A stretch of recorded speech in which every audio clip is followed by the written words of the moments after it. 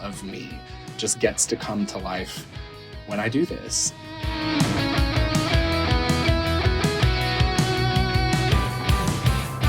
This is Rock That Doesn't Roll, the story of Christian music. I'm Andrew Gill, a music journalist who grew up listening to Christian rock. And I'm Leah Payne, author of God Gave Rock and Roll to You, A History of Contemporary Christian Music. And today on the show, we've got someone who I bet a lot of our audience knows. Chances are pretty good, I think, pretty high. They're really good at getting their name out there. Yeah. Also, though, because they have an amazing name, and that name is Flamy Grant. I remember when I first heard of Flamy Grant, it was during the pandemic, and I saw the name Flamy Grant, and I thought, how has no one thought of this before now? It's amazing. Just saying the name is a punchline almost, or yeah, it's like one of those ideas. Why did it take so long? Yeah.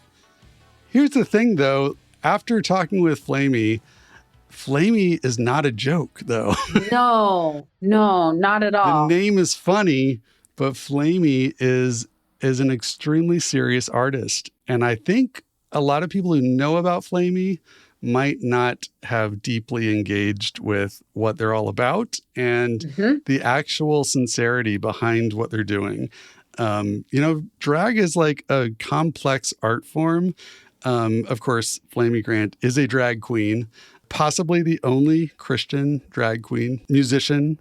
I don't know if there's anyone else, but yeah. And I think, one of the hallmarks of our show is that we like to really investigate, I think, deep questions about what contemporary Christian music is, what the genre means.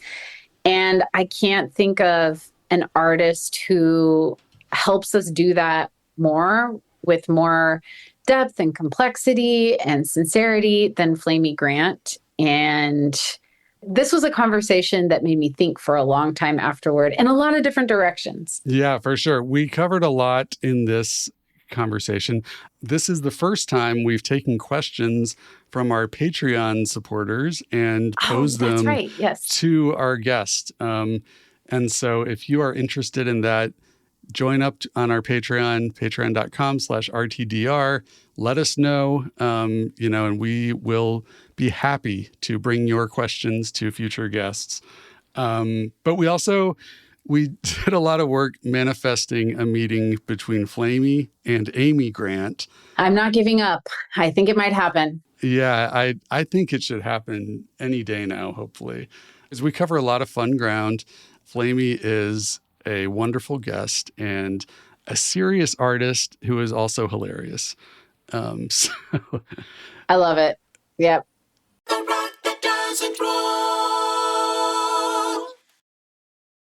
This show is supported by Blue Land. We hear a lot about microplastics in oceans and food, but they can also come from products we use every day at home, including cleaning products. Blue Land is on a mission to make it easy for everyone to make sustainable choices. Blue Land believes that hardworking, clean products can be the norm, not the exception, so that you can do better for your family and the planet at the same time. From cleaning sprays and toilet bowl cleaner to dishwasher and laundry detergent tablets, Blue Land's products are independently tested to perform alongside major brands, and the formulas are free from dyes, parabens, and harsh chemicals. You'll love not having to choose between the safe option and what actually gets your house clean. Blue Land is a certified B Corp and Leaping Bunny cruelty-free certified. Their formulas are EPA's Safer Choice certified, and many products have also earned Cradle to Cradle's Gold Material Health Certificate. If you're looking to make a small change in your routine, you can get 15% off your first order at blueland.com/PRX. Get 15% off your first order by going to blueland.com/PRX. blueland.com/PRX. This show is supported by Odoo. When you buy business software from lots of vendors, the costs add up and it gets complicated and confusing. Odoo solves this. It's a single company that sells a suite of enterprise apps that handles everything from accounting to inventory to sales. Odoo is all connected on a single platform in a simple and affordable way. You can save money without missing out on the features you need. Check out Odoo at odoo.com. That's odoo.com. Doesn't roll. Today on the show, we have someone we have wanted to have on the show since before we launched the first episode, but the stars didn't align until now. But I think this is a great time to talk to the one and only Flamy Grant. Flamy, welcome to the show.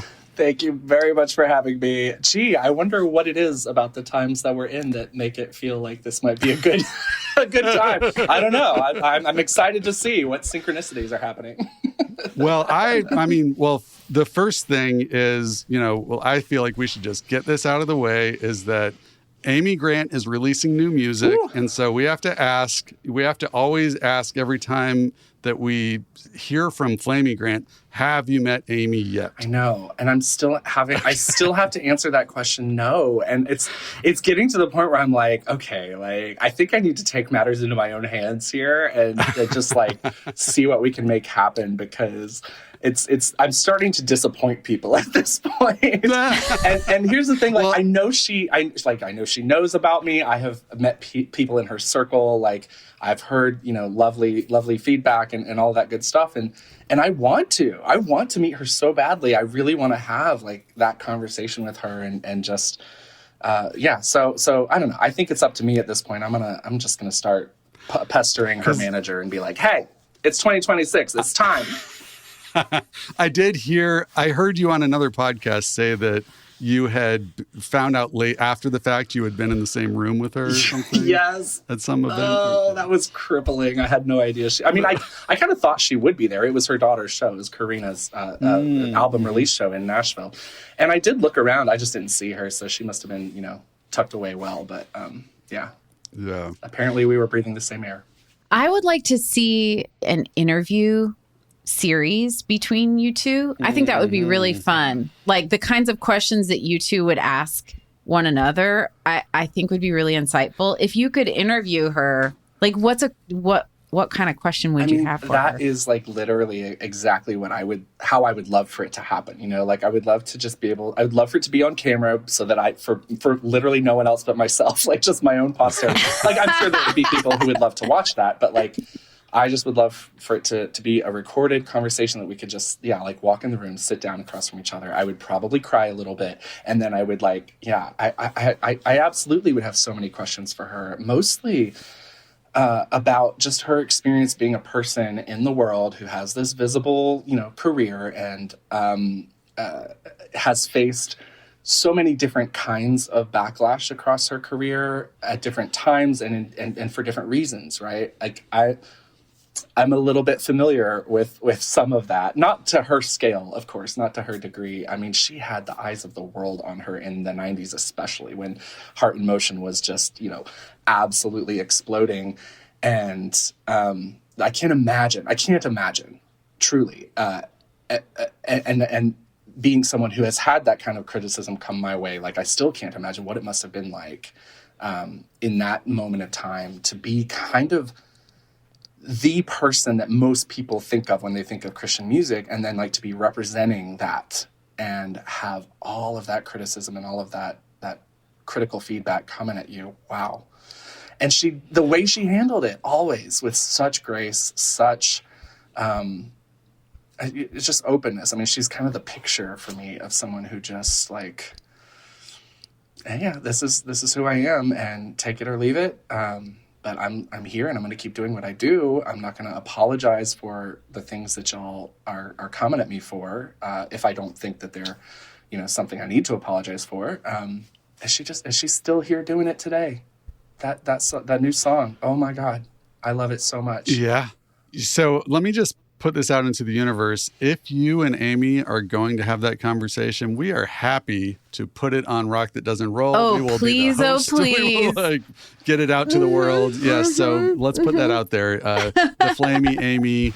Y'all, seriously, let's just start dreaming. Let's start dreaming a little bit, because I see. I love it. I see like a live audience. I see like a stage, a live audience. Leah's interviewing us. Like you're facilitating. Whatever. Like I think it could happen, and I think it would be amazing. I mean, why not have it at the Museum of Christian and Gospel Music? Right? What? Right. We've already got a plan. We have some ins there, right? We know a few people. Yes, right? Maybe we could ask Julie Height. Do you know? I don't know if you've ever met Julie Height, Flamy, but She's in Nashville. Julie writes about music in for NPR in Nashville, and she would do it. So I I'm just nominating her right now, but I actually think we could. Yeah. I like this idea. Okay, back to the now. That's our future. Well, I'm naming it and I'm claiming it. Yeah, about Amy's new song, like I do think. So part of the lore of this podcast is that like I had the idea to do this because I got mad at Amy Grant for when she did her Tiny Desk concert. I was in a different place personally in 2018. Gotcha. And I could not abide Amy Grant recording a Christmas Tiny Desk on the day of the midterms after Trump had been elected. I just thought it was a dereliction of duty. But I have like come to appreciate that grace that you mentioned that Amy has. And maybe that's the only way. She understands her audience better than I do, right? Yeah. And her connection to her audience. True. And what they will receive and what they won't receive. And she still often pushes them a little beyond their comfort zone, as the pushback you've mentioned, that she's gotten throughout her career. And this new song is what I wanted from her in 2018, but I think she somehow knew her audience wasn't ready for it, or I don't know. Maybe I'm just making justification for her, but or we all kind of come around in our own time, or I mean, she didn't write this song, right. But she did pick it, she chose to record it. And do you know what I found out? What's that? It's her. It was her stepdaughter's mother-in-law wrote the song. Right? Thank you for having the actual family tree there, because I was I wasn't gonna try and tackle it. But yeah, there's a family relation, and so clearly, yes. Clearly a strong connection.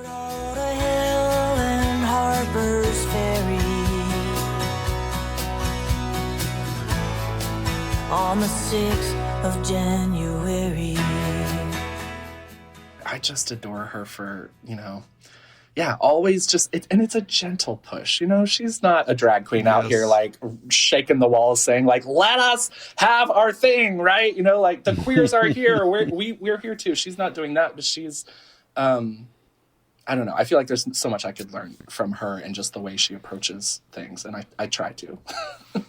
I wonder if you also have I think a nationwide audience now, maybe transnational audience. I'm sure it's not just the United States.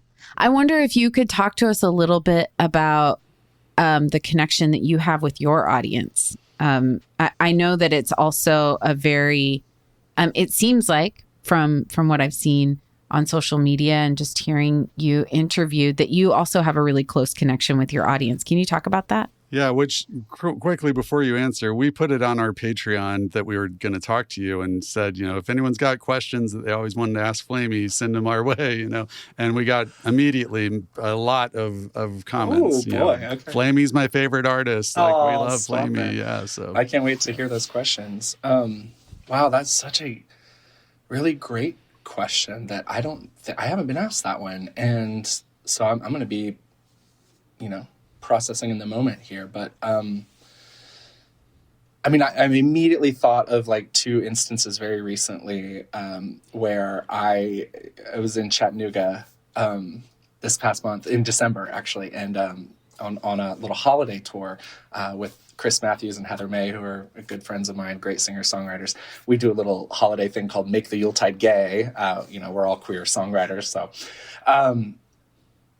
so we're going around, trying to create these safe spaces in the holidays for queer folks who, the holidays can be tough. Well, I got a call or a message, a DM or whatever from a friend fan in Chattanooga who wanted to propose to her girlfriend. And wanted to do it at the venue where we were playing, and because it was where they had met. And so, we got to create this moment during the show where she got to surprise. And it was a genuine surprise. Like, her girlfriend did not see it coming and got to facilitate that moment. And now I literally just today got a text message from the one who proposed, because I kind of jokingly said, well, I'll be available if you need an officiant, that night or whatever. And she's now officially asked me to to officiate their wedding, which what? That's like such a incredible, like, that's the kind of stuff I never could have imagined, Another thing that just happened was there was another couple that was getting married. A friend of theirs reached out and said, hey, we know you're on tour and you can't, like, they did invite me to the wedding. I couldn't make it. Would you film something for them? So I filmed a little song for them and sent it to them. And I just got, this past week, I got the reaction video. Like the friend had filmed their reaction because that was a surprise for them at their own wedding. And they like lost their little minds. It was the cutest thing I've ever seen. So it's like, you really do become bonded to people in a way that is like, I can feel how meaningful it is for folks like that. I don't know those people like super well. And I guess that's the whole nature of, what do they call it? Parasocial relationships, right? Mm-hmm. Which is still a thing that's like foreign to me and I'm figuring out and all that. But at the same time, it's like, I have these windows and these moments where I realize, oh my goodness, this like song that, was personal to me in whatever sort of way, like they have legs that you just can't envision and you can't imagine. I can't see that far out. I can't see how a song, when I'm writing it in the moment, might one day like be sung at a wedding, or how it's going to create that connection for someone where they would want me at their wedding. It's really powerful. And I've been, I very, very luckily got inducted into, I guess it's okay to say. Yeah, it's fine to say. There's a private Facebook group called Gay Friends of Amy Grant. There's like the Friends of Amy Grant Facebook group. And then there's a private one called the Gay Friends of Amy Grant. And it was created by a handful of people who were going to her shows like through the 80s and 90s and into the aughts and everything. And they got to know each other because they would see each other at the shows. And, gaydar is real. Like we can, you can pick up on it. So like they're out there like seeing each other, getting to know each other. And suddenly there's like, they realize there's like a little cabal, a little cadre of queer fans of Amy Grant. And they couldn't celebrate their love for their favorite artist in the Friends of Amy Grant Facebook group. So they created the Gay Friends and made it private and all that. And so when I first like came on the scene or whatever, somebody in there found out about me pretty quickly and they're like, oh my gosh, do you know? So they invited me into that Facebook group, and I've gotten to meet so many people who have like, y'all, these people make me look like a casual fan of Amy Grant. Okay. I just hung out actually, here in Florida. I hung out with a guy who he says the world record. I don't know who's counting this, but the world record for the person who has seen the most Amy Grant concerts. Would you like to guess how many? Ooh, all right. I'll go 99. What do you want to do, Leah? What about you? Oh gosh, I was gonna go less than that, but now I feel like I need to go over 125. Great job. You both fail. It's 250. Because we're talking decades. There's been a lot of chances to see her, and she does like 8 nights every Christmas at the Ryman, right? So exactly. Holy smokes, that's a lot, though. Can you believe? Wow. So I mean, the connection that fans and artists have, it's a crazy powerful thing, and thank goodness. I mean, I have a career, thankfully, and So what can you be but grateful? Amy was my first concert in Florida. I was 5. Oh yes, yeah. That is so cool. Yeah, it goes way back. I wish she were mine. Mine was Clay Cross. Oh yeah. Yeah. You told me that. I think I did. I love that. Clay no, Cross, but tell us here. It was like I don't know, 90. I don't know what it was, but early 90s, and then Jackie Velasquez opened for him. So that was my first little combo. I had such a good time. Rock that doesn't roll. Rock That Doesn't Roll is supported by Larry'sCoffee.com, a roaster from Raleigh, North Carolina. very high quality coffee beans. Oh, wow.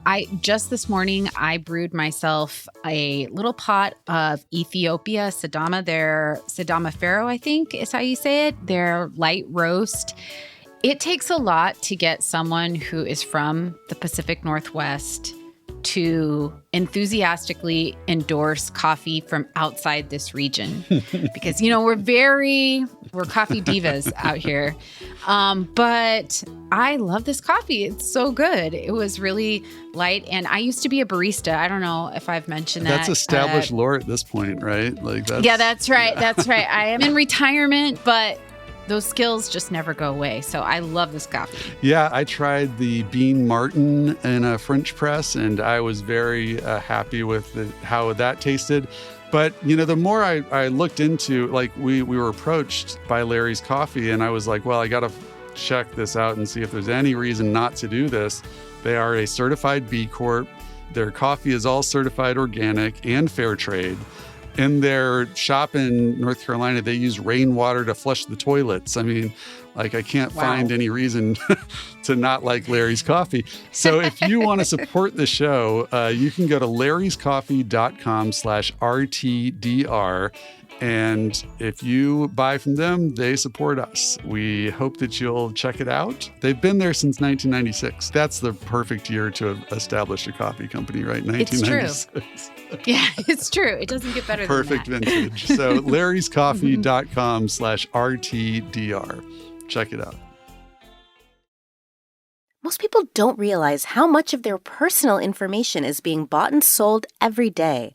Data brokers are making billions pulling details about you from public records and the internet, then packaging and selling it, usually without your consent. That's how your information lands in the hands of scammers, spammers, even stalkers.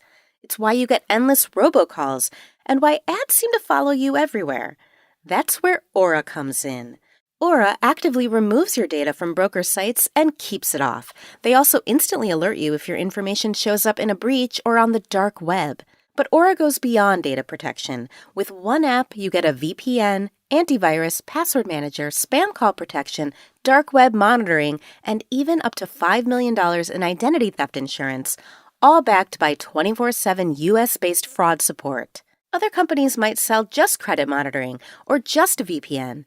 Aura gives you all of it together at the same price competitors charge for just one service.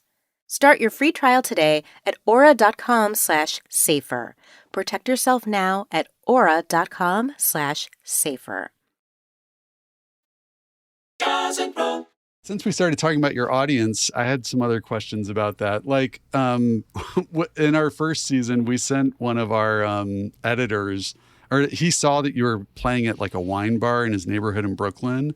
And so he just was like, I'm going to go and see Flamy. Yeah. And he was like, he was so funny because he had no connection to CCM. He was like, everything was new. Carmen was new. Yes. It was great. Yeah, yeah. So he's like, I'm going to go see a drag show. So I'm going to go to this bar in New York. And he was not prepared for the earnest, feelings in your show, Yeah. And I've heard that a lot. And so I was curious about as far as your audience goes, are people I don't know. I was just trying to figure out, I guess sometimes maybe you're in a drag space and you're doing more drag show type stuff, but often your show that you take on the road is you are in drag, and drag is expansive, but are you sort of subverting drag, or does your audience ever sort of how often do people come and say, whoa, this isn't what I thought it would be. This is, I'm feeling things, Yes. I get that all the time, almost every show. I'm still, waiting for is the moment. I mean, I hope it never comes, but the moment where somebody's like, I didn't expect that and I hated it. That's that wasn't drag or that, whatever.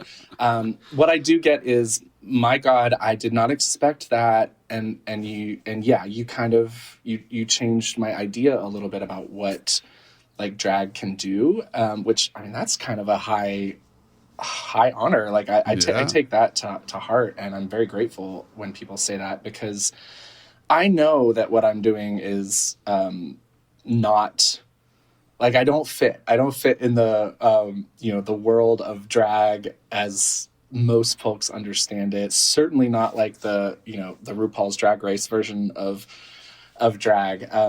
Even though I have applied a couple times and I keep getting turned down.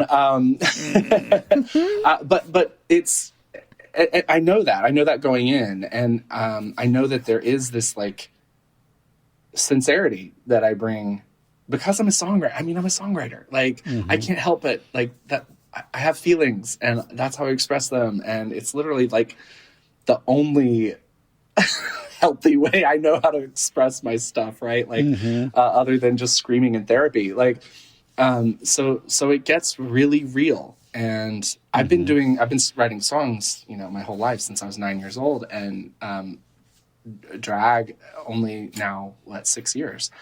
And so it's been a journey trying to figure out how, because at first it was pandemic. I was painting my face. It was fun. I started live streaming with my housemates who were also musicians. We would sing songs. We would do covers. We would drink on Thursday nights and invite our friends to hang out on Facebook with us because that's all we could do. And so there was no master plan. There was no grand vision for any of this. It's all been like, just kind of responding and reacting to what's happening, which is the fact that something in what I've been doing like resonates. And I have had to figure out, first it was the question of like whether I even wanted to continue down this path and make music and drag and, start touring, all the things. And I mean, it's always been a pretty emphatic yes from me, from the jump, just because in the moment, every time I've asked myself that question in the moment, like this job is what gives me life. It's what I've like longed for and craved my whole life, to be able to do this kind of work. I just didn't know what it would look like. I was in ministry, like adjunct, like volunteer ministry most of the time. I had one church job at a mega church where I got an actual paycheck, but most of the time I've just been a volunteer worship leader or a volunteer church planter with a team or whatever. And that's always been the place where I've felt like I could do what I do best. Like getting to do that on Sundays was enough to keep me going until it wasn't, until I was just like fed up with working a day job that was great, that I, should have loved. It should have been on paper perfect, right? I'm working in nonprofit. I worked there for 15 years. I worked with animals. I worked with theaters. Like I did really cool stuff in the nonprofit world, but it wasn't enough. It wasn't like hitting that thing in me. And once this started, that's when I was like, like all of me just gets to come to life when I do this. And to somebody who doesn't like get it, or, doesn't have experience with drag yet, or doesn't understand, and, gender confusion, as they like to tell me I have, like gender expansiveness. Exactly. Thank you. Yeah, it is. It's gender expansiveness. But for people who don't have any context for that yet, like they just see this and they're like, what the heck? And it doesn't make sense. And I get that. And that's fine. But that's, that's fine. There are people who do get it. And those are the ones who come to my shows. And sometimes it's a show with literally 12 people in the room, and that is fine. Like, I'm just grateful I get to be there, and I'm still creating those moments, but I get to do it now from a place that just feels so much more authentic and so much more true to the experience that I've had and my vision of what I would love to see in the world. So I have a question about writing, and because I wondered, you said you wrote your first, and I've read interviews now, and I didn't even think to ask you that question when I talked with you for the book, but you said you wrote your first song when you were 9. You have been Flamy Grant for 6 years. And I was wondering, do you write in drag, or do you, because I was thinking about how I sometimes will show up for work if I've got some big thing going on, I'll definitely do like power lipstick to get myself kind of like in the right zone for like what I'm doing or what I need to. And I was like, oh, I wonder, do you write? Like, for instance, when we interviewed Russ Taff. We did. We interviewed Russ Taff and Steve Taylor. And for me, it was Russ Taff. I died. I had so much eye makeup on because I was really excited to meet him. And I was just wondering, for you, do you like, has becoming Flamy changed your writing at all? Absolutely. I don't write in drag. Like, I don't put on a face and then sit down with a pen and paper, right? Like, which I don't think that's what you were asking, but just be inefficient. It could have been. Right? Could have been. Yeah. Just to make it clear to everyone. No, like the drag, it's for performance, and it is a persona. It is the deeper and the more I do this, the more I realize it's not so much like Flamy is, this persona, and then me out of drag as someone else. Like it's just an extension and an amplification really of kind of what I've already got going on inside. But as far as writing, yes, like it just blew the doors open for me on writing because, well, I mean, it's a whole other, it's helping me access a whole other part of myself that I had tried to hide and suppress and run from my whole life, right? So, growing up queer, all of that, like I learned how to code switch, how to be who people expected me to be. I played the game of masculine performance most of my life. Like, at least for the first 35 years of my life, I was very concerned to the point where I would like ask my male friends, like, hey, you see me as one of the guys, right? Like, just checking, like this deep insecurity about who I was in the world, because I knew somewhere between my head and my heart that like I wasn't, and that I was performing, and that like masculinity as expected of me was not who I was. It was just something, it was as much of drag as this is, like even more so, honestly. And actually that's not even fair to drag. Like, don't insult drag by saying that, right? Because it was how I was accepted. It's how I belonged. And I didn't have any other options until I let myself say goodbye to that one, right? And if I wanted to be a worship leader, if I wanted to be in the church, if I wanted to do anything, I had to behave and be and act and speak a certain way. And so that's what all of that was. And so putting on the drag and having this opportunity to get on stage and just let my little freak flag fly and all of that, it absolutely opens up new voices, new voicing, right, for me. Almost literally too, because I can sing in ways that like I wouldn't necessarily sing or wouldn't have sung 10 years ago. And I'm so grateful for this art form, and that, as late as it came into my life, that it did, because it's, I don't even know how to like describe the relief to just not have to perform masculinity, to not have to like walk into a room and wonder what other people are thinking about me. I mean, I guess I do sometimes wonder what other people are thinking about me if I walk into a room in drag, especially in the spaces I occupy now, which are a lot of, it's a lot of folk music, it's a lot of Americana, like those kinds of professional circles.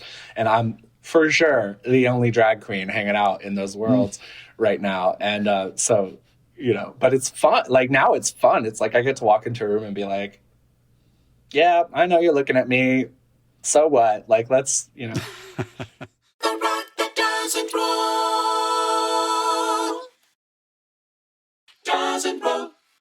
We had one of our Patreon people, they wrote in and they were like, well, this isn't exactly a question for Flamy, but I saw her at Greenbelt in 2024. And, they were like, your set was fun. It was great. But the next day there was a closing communion and you performed El Shaddai. And nobody who would ever say that you were doing a shtick after that. It was completely transformed, and it was, everybody was fully in it, at that moment. That really, Yeah. I mean, that really speaks, I think, to a question you were asking earlier. The different types of performances I do, because I do change it up. It's different depending on the space I'm in and the vibe and what I'm being asked to do, frankly, So like, I think my most natural setting is like me in a listening room, and I just get to sing my folk songs and I get to drag it up.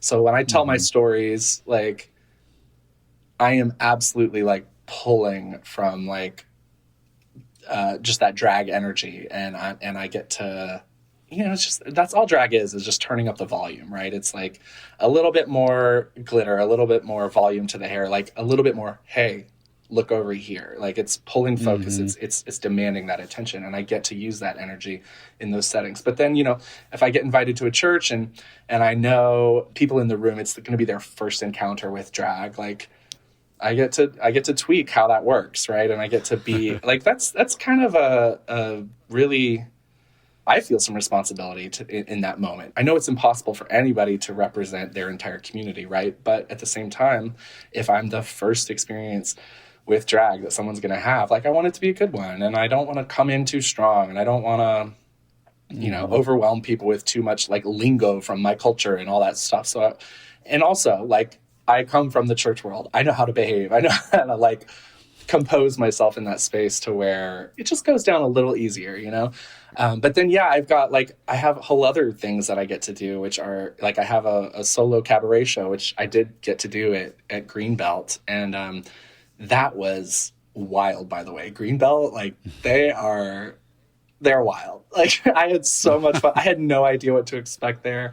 I had my main stage performance, I had the El Shaddai thing that they invited me to do, and then I had my cabaret show in this separate tent. It's like the theater tent, and it was packed, literally not a seat available. People were waiting outside to get in. A lot of people didn't get in, and they were like raucous and just wild, and I had so much fun. So yeah, like, I can totally understand why that person who probably saw that performance and then the next day saw me on that main stage, like, tapping into this song that means a lot to me. Yeah. I'm going to bring the sincerity as much as I'm going to bring the over-the-top buffoonery. So that's the spectrum we're working with. And I can move all over it, baby. I have a question, because you have talked a little bit about drag as an art form that has its own history and kind of builds on particular traditions and notable figures. And especially your look right now is reminding me of a televangelist woman, a church lady named Jan Crouch. I'm not sure if you're familiar with Jan Crouch, but the purple hair was really like sending me there. And I was thinking about a certain kind of church lady shares a certain kind of aesthetic with drag culture. The horseshoe theory, they come back right around toward each other. And I'm wondering if in your history, because you've been in many different kinds of churchy circles, are there any inspirational figures in your mind that are informing your Flamy Grant persona? Because I feel like church women, they can be very formidable figures that can have like a lot of authority in their own kinds of ways, but they express it, differently. And I was just wondering if there are any inspirational figures in your mind, or maybe they're just like created figures, but I couldn't resist. No, I think this is such a great question. And it's so on the nose, because the tradition I grew up in was like incredibly patriarchal, right? And so much so to the point where like women didn't speak in services, right? It's Plymouth Brethren, for anybody who knows that. Women are not allowed to speak. They cover their hair. It's just so male dominated. Like, you literally sit there and listen to men, and not just one man, any man. Any man in the room is allowed to talk, and they do. And so that's like the structure of it. But then the way we lived and the way it played out, like, all I saw were women running the show, from the fellowship meal afterward to Sunday school to and anything that got done at church was done by women, and they were formidable figures. There was one woman in our church who never married, and she was the principal actually of the Christian school that I went to. And I mean, she was lovely and beloved for sure, but like, I was a little scared of her. I was a little afraid. And I for sure never wanted to be on her bad side or in trouble with her, especially, having her both at school and church. Like I felt like, and but she is still to this day, she passed many years ago, but to this day, like my mom will still talk about her. Like she's just this like pillar in our community who wasn't given a voice. And yet, she's absolutely inextricable from my upbringing, from the church during that time, and from the school that she led. She was a principal of a Christian school, but wasn't allowed to talk in her own church. What?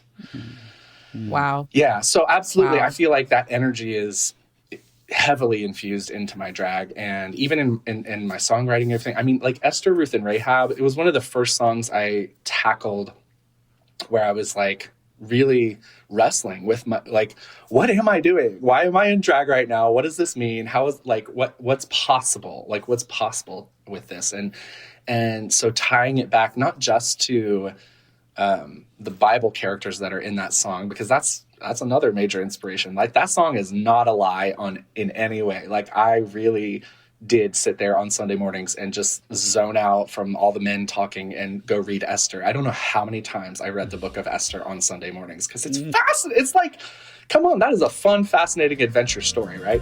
As a kid, those Sunday mornings made me restless, bored, and numb. And my Bible was the one way to pass time. So I spent the hour in search of stories brimming with suspense, and I found Esther, Ruth, and Rahab were sublime.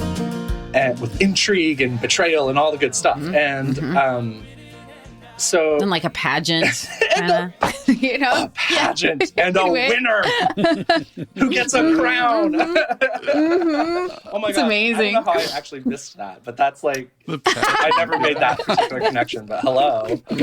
Ooh, there might be another song in there. Oh gosh. Okay. Right? Okay, go ahead. But like that song, I'm also talking about how exactly what I just said, like the reality of how things worked is that women made it happen. And so we had all these rules and everyone adhered to them, like at their most basic level. But at the end of the day, like everybody knew that church would have fallen apart if the women weren't holding it together. I wanted to be like them, so I bought myself this wig. My church insisted women all be small, submissive, and unseen. But their own holy book betrayed that lie. 'Cause in those pages you'll find badass rebel warriors and queens, prophetesses, witches, whores, and wives, all causing scenes. Every woman in the scripture smashed the norms to smithereens. I feel like that energy is definitely in there. Yeah. Since you mentioned that song, we did get a listener question that brought that song up. He wrote a lot. This guy's seen you a number of times. He loves you.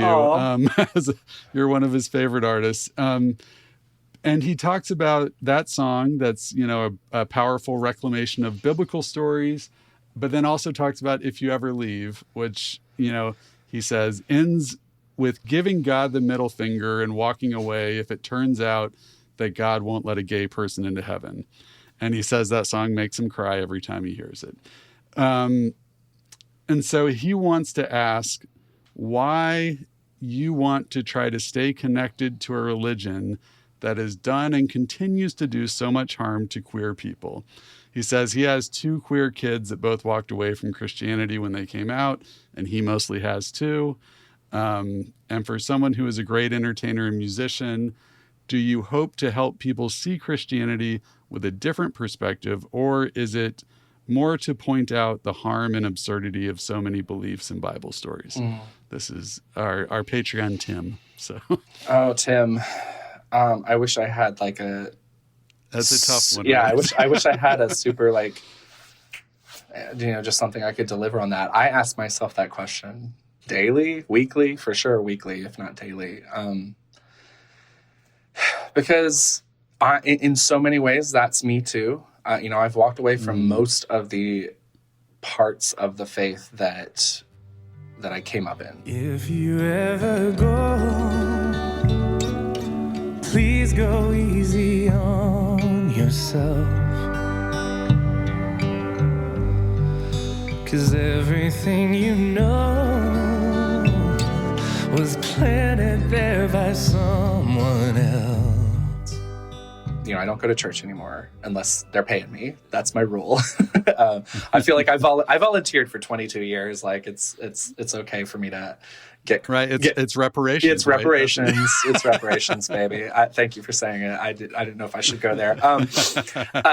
So my faith and my spirituality and what I think about Jesus and what I think about God, like all definitely looks very different from how I was raised, and to the point where most people who call themselves Christians would look at me and say, well, you're not a Christian.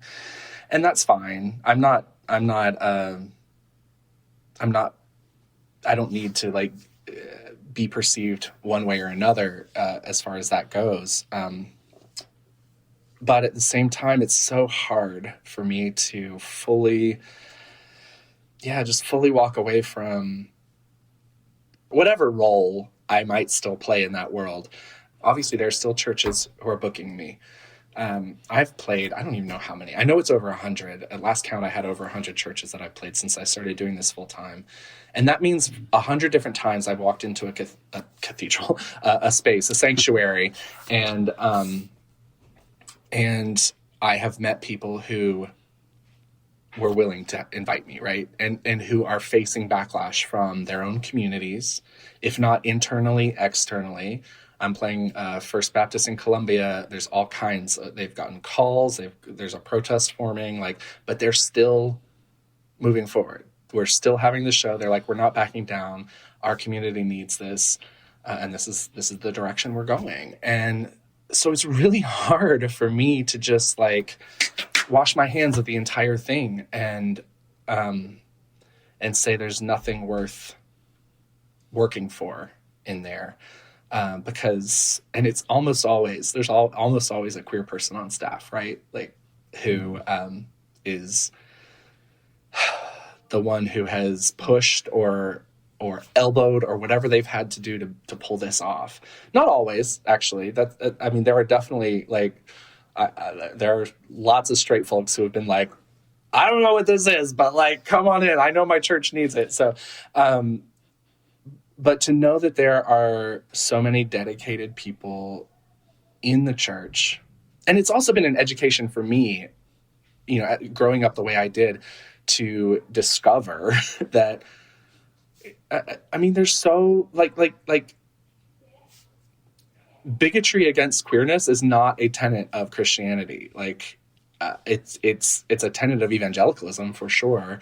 But it's not built into the foundation of things the way I always thought it was, because I had such a narrow experience in church. I didn't know about Methodism. I didn't know that there were cool Baptists. The first church that ever called me was First Baptist Church in Worcester, Mass.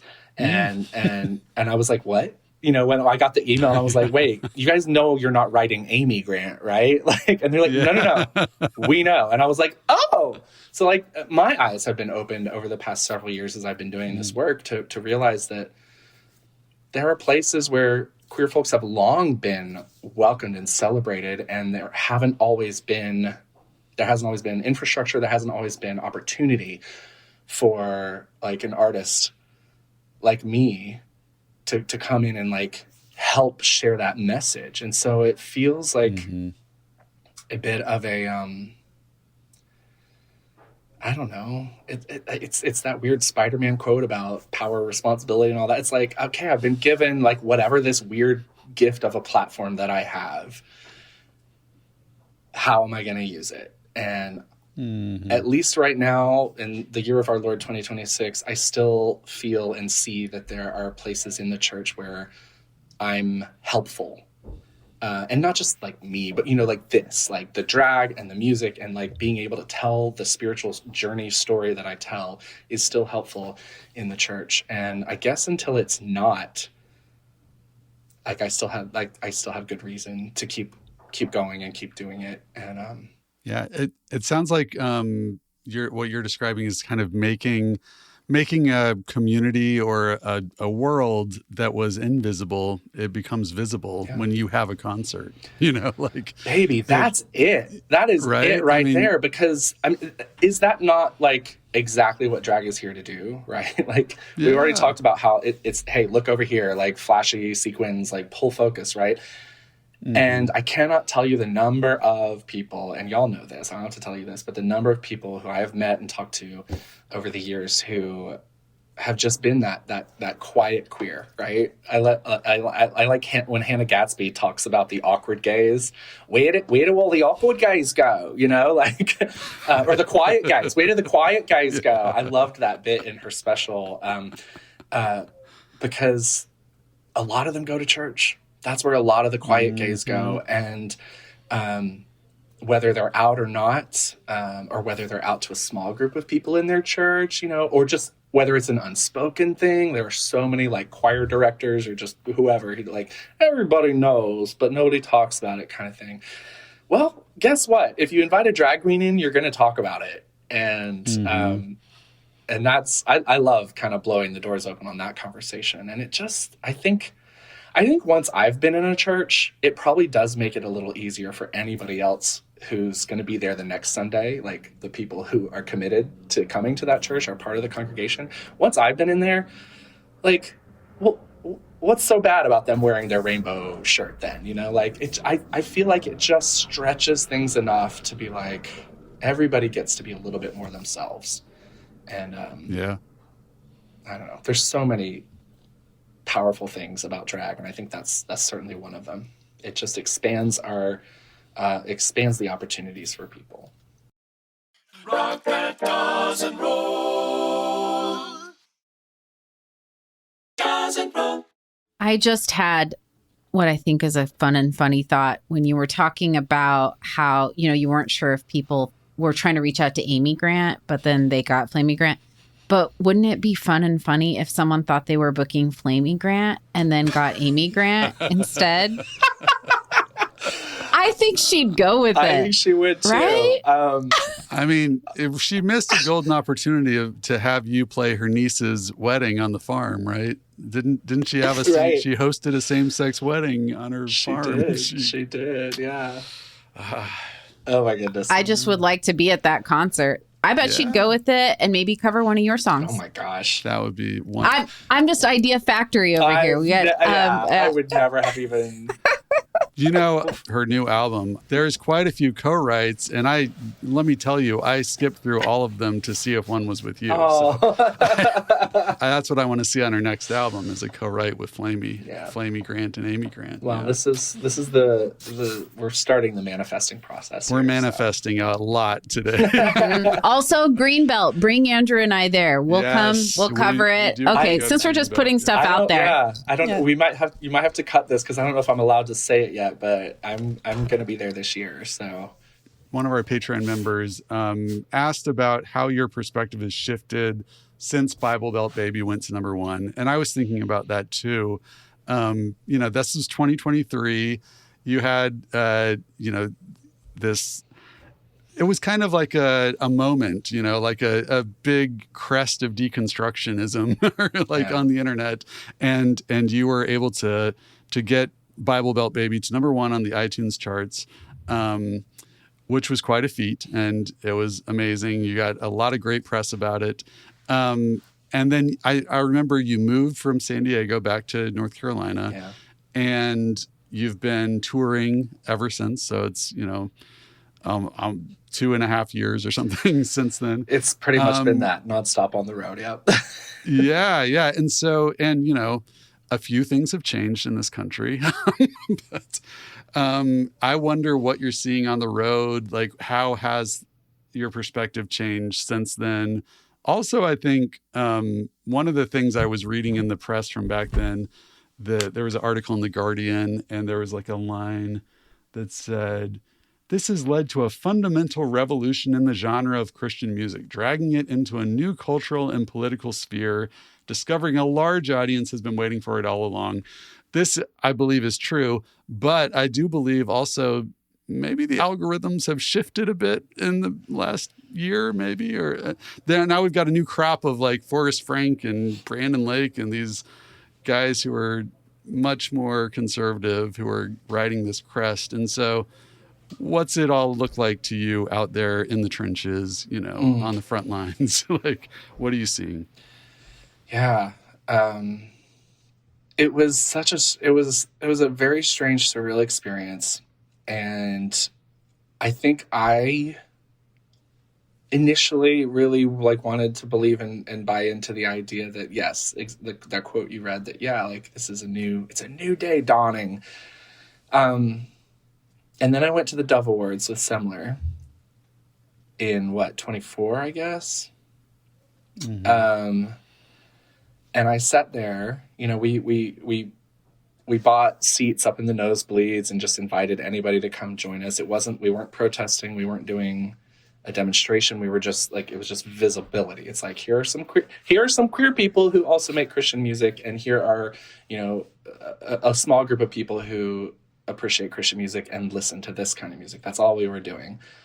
And here's Derek Webb, our past guest, in a dress with you too. So Derek Webb, my sweet Derek, who I just adore with my whole being. He's just been, he's been everything. And yeah, the dress he wore that night. What was so funny to me is that like there were fashion reviews of him and his dress. Like there were people being like, that is not flattering. That does not look. I'm like. It was wild to me. We've come so far. Yeah, we've come so far. Yeah. And for the record, I thought he looked absolutely stunning.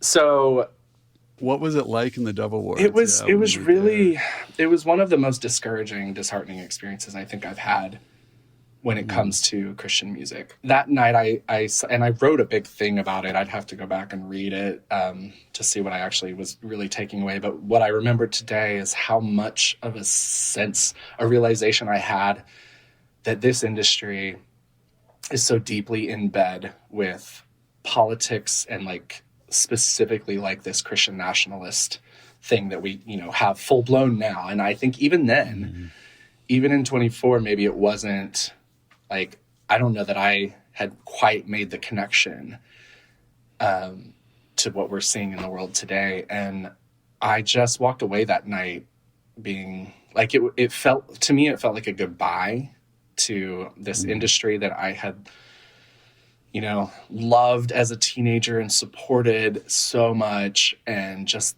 obsessed over the way you do when you're a teenager or, any age. And it broke my heart. It broke my heart a lot to hear some of the things that were said on that stage. And I won't, I think I named names in the thing I wrote online, but there's no need to do that now because I guess the flip side of that coin is that the fact that Semler and I and others are now able to release our music the way we want to release it, right? As an independent artist, it's a drop-down menu. When do I want classical? Do I want R&B? Do I want Christian? That's all it is. But it does open the doors to the people who want or need what I do. Like they can find it and they can find it in that way. And so I honestly have not even looked back at the actual industry, the CCM industry as it exists today since then. And I'm not interested. I don't want to be involved with that. It breaks my heart to know that it's out there propping up everything that we are rallying against and fighting against in the world today, from ICE agents pulling people out of their homes and cars to, which we don't have to go down the list. But it it was heartbreaking. It was, for me, really a goodbye. And so moving forward, I've just been like, the place I have been embraced the most.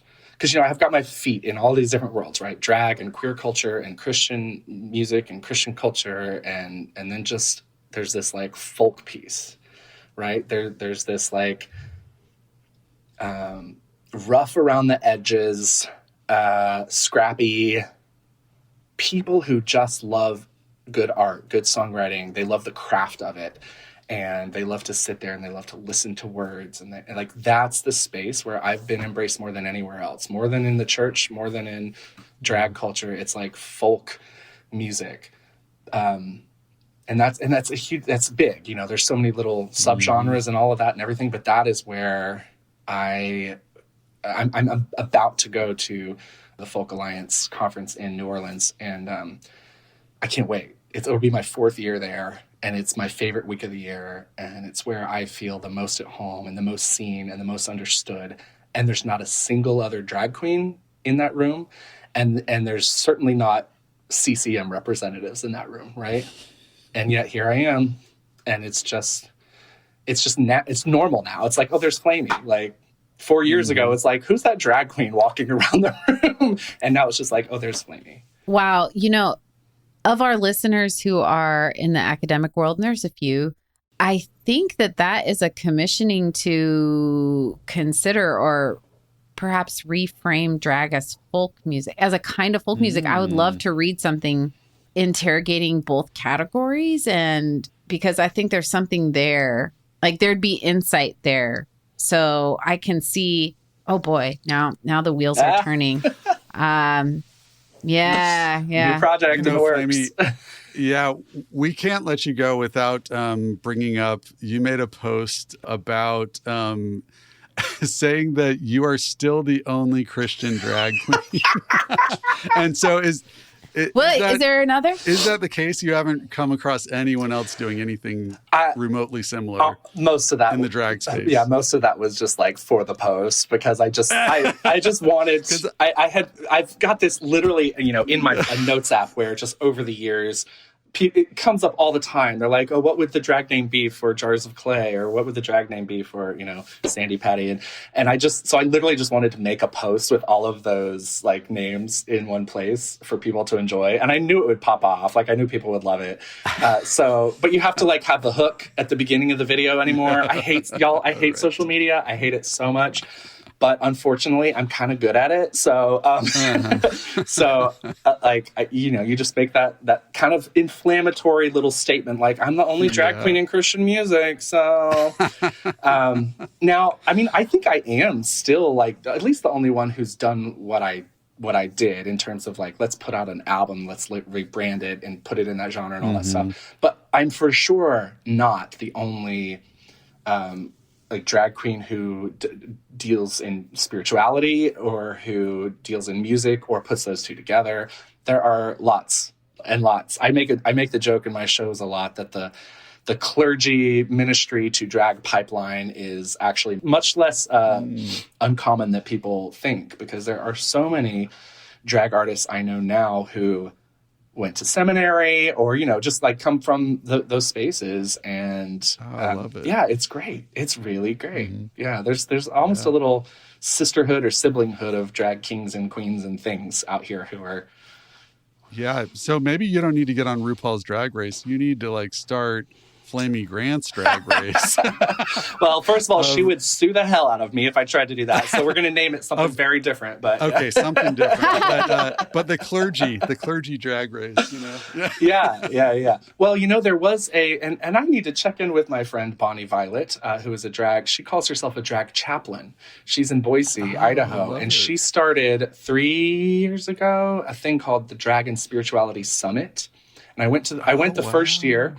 And it was really small, and it grew over the next 2 years a little bit, but I wasn't able to make it either of those last 2 years. And I don't know, I haven't heard anything about it this year. I hope she's still doing it, but I need to check in with her. But yeah, there are people out there who are trying to like organize some of this stuff. And yeah. So, I mean, Oh, that's very cool. Yeah.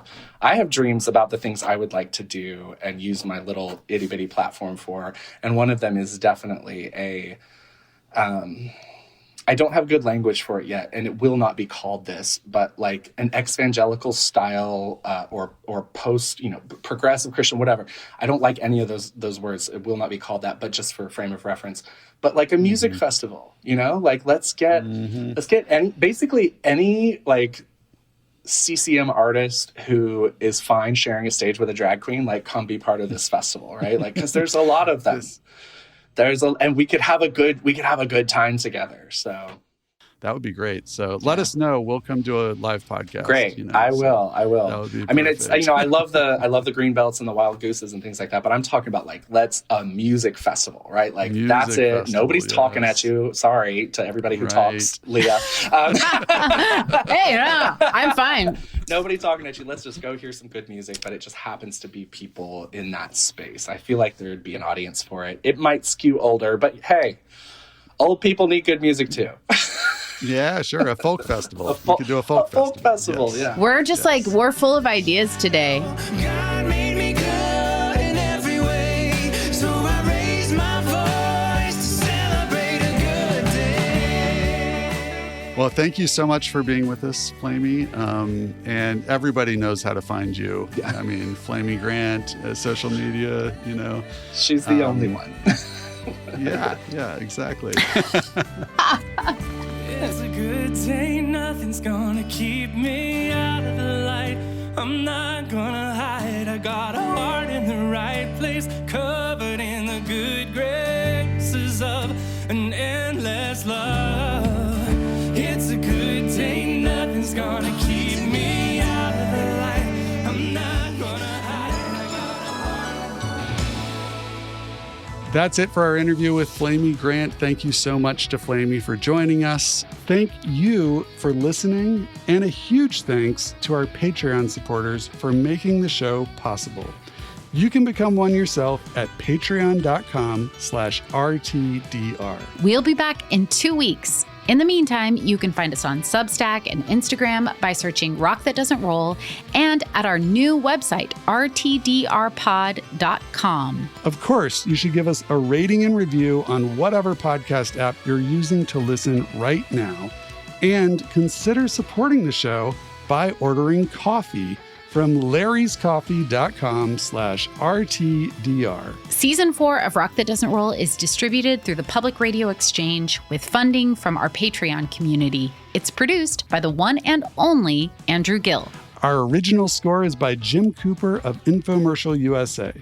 If you have a story to share or thoughts on this episode, please call our hotline at 629-204-4264.